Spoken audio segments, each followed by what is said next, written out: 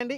యాక్చువల్‌గా ఒక విషయం గురించి మాట్లాడదామని అనుకుంటున్నా. చిరంజీవి గారు ఏదైతే నిన్న 'లైలా' ప్రీ రిలీజ్ ఈవెంట్‌కొచ్చారో అక్కడికొచ్చిన తర్వాత ఒక చిన్నది ఏదో జరిగింది. అక్కడొచ్చి పవన్ కళ్యాణ్ అరుస్తారు. తెలిసింది కదా! చిరంజీవి అక్కడుంటే అరుస్తా ఉంటారు. ఆయన జై జనసేన కూడా అనడం చూసాం. అలానే ప్రజారాజ్యం గురించి అప్పుడు ఏదైతే ఆయన ఉన్నాడో ఆ ప్రజారాజ్యం తరపున పనిచేశాడంట. ఆయన గురించి మాట్లాడుతూ ప్రజారాజ్యం నుంచే జనసేన వచ్చిందని చెప్పాడు. నేనైతే దానికి అంగీకరించనండి. 100% అంగీకరించను. ప్రజారాజ్యానికి జనసేనకి పోలికే లేదు.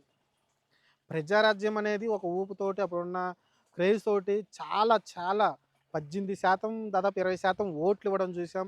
18 సీట్లు ఇవ్వడం చూసాం. అంత టఫ్ సిట్యుయేషన్‌లో కూడా 18 సీట్లు ఇవ్వడం చూసాం. అలాంటి పార్టీని నిలబెట్టుకోలేక పారిపోయినోడు చిరంజీవి. ఖచ్చితంగా చెబుతున్నా. ఖచ్చితంగా చెబుతున్నా. చిరంజీవి పారిపోయాడు. రాజకీయాలు నేను చేయలేనని చేతులెత్తి దండం పెట్టి పారిపోయాడు. అలాంటాయన మరి ఇప్పుడు ప్రజారాజ్యం నుంచి పుట్టిందే జనసేన అనేది ఎందుకంటాడో నాకు తెలీదు గానీ, సరే ఒకవేళ వాళ్ళ తమ్ముడే గాబట్టి ఆయన అలా చెప్పుకోవడంలో తప్పు లేదు. కానీ నేనైతే ఏకీభవించనండి. మీరేమైనా ఏకీభవిస్తారో కామెంట్ సెక్షన్‌లో పెట్టండి.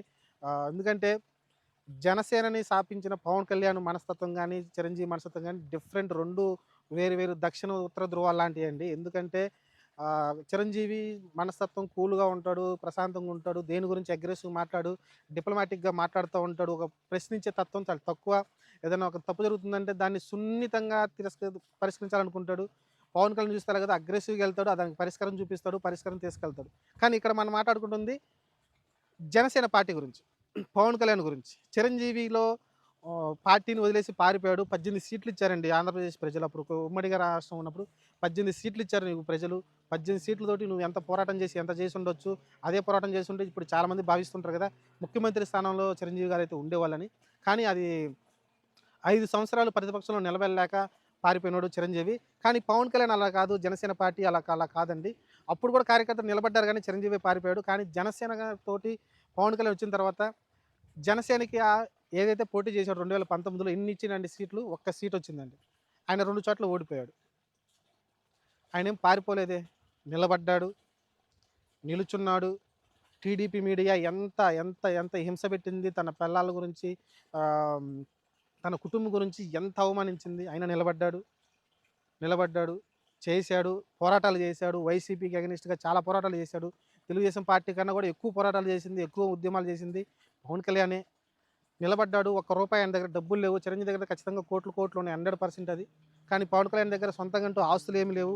గట్టిగా ఒక 10 ఎకరాల భూమి మీద ఉన్నట్టుంది అంత తప్పితే సొంతంగా బిజినెస్‌లు గాని ఏమి లేవు. యాడ్లు కూడా చేయడు. యాడ్లు కూడా చేయడు. యాడ్లు చేస్తే కోట్లు కుమ్మరిస్తారు. సినిమాలు చేసుకుంటున్నాడు. ఏదో 40,00,00,000, 50,00,00,000 సినిమాకి ఇస్తున్నారు. ఆ డబ్బులు తీసుకెళ్ళి పెట్టుబడిగా జనసేనలో పెట్టి 5 సంవత్సరాలు పార్టీని కాపాడాడండి. ఒక్క సీటు వస్తే ఆ ఒక్క సీటు కూడా జనసేనలో ఉండకుండా జనసేనకి అగెనిస్ట్‌గా ఎళ్లి వైసీపీకి అయితే మద్దతుగా నిలబడడం చూసాం.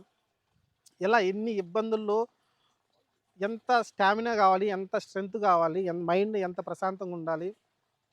జనసేన నిలబెట్టుకొని 2024 ఎలక్షన్‌లో 21 గెలవడానికి అదొక కారణమండి. పొత్తుల్లో గెలిచాడా, ఎలా గెలిచాడని చూస్తే పొత్తు లేకపోయినా కూడా కనీసం ఒక 10 సీట్లయితే వస్తాయని నేనైతే భావించాను.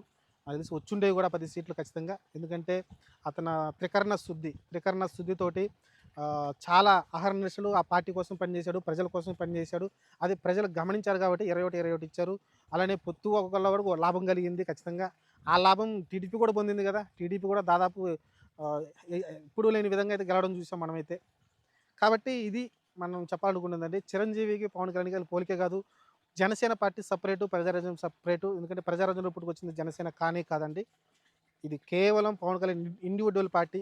Individual party. ఆ పార్టీ కోసం పోరాటం చేశాడు. ఎందుకంటే చిరంజీవి చెప్పి ఆ పార్టీ ఏం పెట్టలేదు. ఆ రోజు మీటింగ్‌లో కూడా చెప్పాడు. మా అన్నకు కూడా ఈ పార్టీ పెట్టే విషయం చెప్పలేదని చెప్పాడు. వచ్చి ఒంటరి పోరాటం చేశాడు. ఖచ్చితంగా 2014 మద్దతిచ్చాడు. అంటే మద్దతిచ్చి జస్ట్ సైలెంట్‌గా ఉన్నాడు. 2019లో ఎలక్షన్‌కెళ్ళాడు. ఎలక్షన్‌కెళ్ళిన తర్వాత చాలా అవమానకరంగా సీట్లు రాలేదు. ఒక్క సీటొచ్చింది. 2 చోట్ల ఓడిపోవడం ఇన్ని అవమానాలు భరించుకుంటూ వచ్చాడు. మీడియా ఒత్తిళ్ళని తట్టుకొని ఎందుకంటే డబ్బులు లేవు ఓ పక్కన. ఎలా నడపాలి జనసేన పార్టీనన్న ఒక తరుణంలో మళ్ళీ సినిమాలు చేశాడు. సినిమాలను చేయనన్నాడు. మళ్ళీ సినిమాలు చేశాడు. చేసి నిలబడి ఈరోజు ఉప ముఖ్యమంత్రిగా మన ముందు నించున్నాడంటే ఆహ్, చిరంజీవికి ఆయనకు పోలిక లేదండి.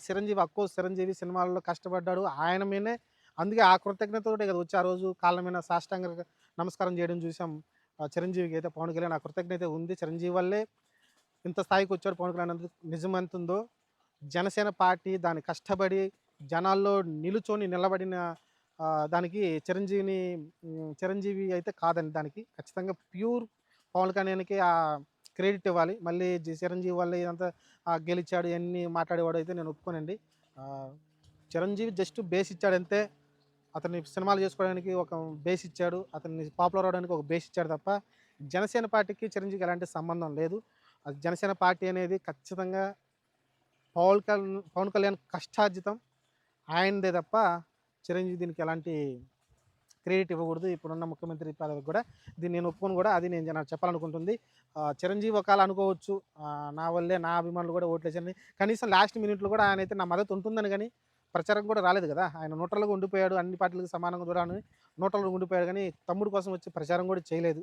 ప్రచారం చేస్తానంటే ఎవడొద్దంటాడండి? వచ్చి ప్రచారం చేయొచ్చు. కానీ చేయలేదు కదా! తమ్ముడు కోసం కూడా చేయలేదు. కాబట్టి ఆయనకి ఆ హక్కు లేదనుకుంటున్నాను. జనసేన పుట్టిందని హక్కు లేదు. ఆయన సొంతంగా ఎళ్ళాడు.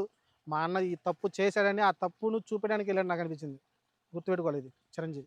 ఎందుకంటే మా అన్న ఈ తప్పు చేశాడు. ఆ రోజు నిలబడి ఉంటే ప్రజలు ఈరోజు గెలిపించేవారని ఆయన భావించాడు కాబట్టి, ఈరోజు ఎళ్లి పవన్ కళ్యాణ్ అయితే నుంచొని నిలబడి అన్ని కష్టాలు కూడా భరించి ఈరోజు ఉప ముఖ్యమంత్రి అయ్యాడు. రేపొద్దున సీఎం కూడా అవుతాడని ఆశిద్దాం, కోరుకుందాం.